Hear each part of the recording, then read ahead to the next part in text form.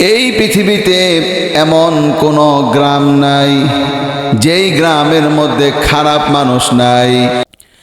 আমার প্রিয় ভাইরা, আপনি যদি পৃথিবীর সবচাইতে সেরা গ্রামেও চলে যান, আর ওই গ্রামটা যদি মক্কাল মুকাররমা হয়, তাহলে মক্কার যেই গ্রামের মধ্যে আপনি আবু বকরকে খুঁজে পাবেন, ওই একই গ্রামের মধ্যে আবু জেহেলের মতো শয়তানটাকেও খুঁজে পাবেন।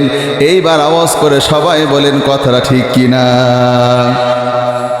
এই জন্যই তো আমার প্রিয় ভাইরা, আপনারা আজকে সত্যের সাক্ষী দিবেন।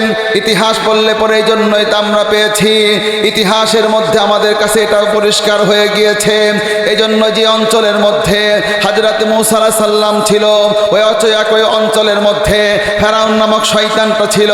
এই জন্যই তো ইতিহাস থেকে আমরা পাই যে অঞ্চলের মধ্যে হযরত ইব্রাহিম আলাইহিস সালাম ছিল, ওই একই অঞ্চলের মধ্যে নমরুদের মতো শয়তানটা ছিল। এই জন্যই ইতিহাস থেকে আমরা পাই যে অঞ্চলের মধ্যে বিশ্বনবী ছিল, ওই একই অঞ্চলের মধ্যে আমার প্রিয় ভাইরা আবু জেহেল উতবা সাইবার মতো নিকৃষ্ট শয়তানগুলো ছিল। এজন্যই তো আমরা বাংলার জমিনে দেখতে পাচ্ছি যে এই বাংলার জমিনে আল্লামা বাবু নগরের মতো মানুষ ছিল, মুফতি আমিনের মতো মানুষ ছিল। যেই বাংলার জমিনে আল্লামা দেলওয়ার হোসেন সাইদির মতো মানুষ ছিল, ওই একই বাংলার জমিনে শেখ হাসিনার মতো কুলাঙ্গারও বসবাস করেছিল। ঠিক কিনা বলেন?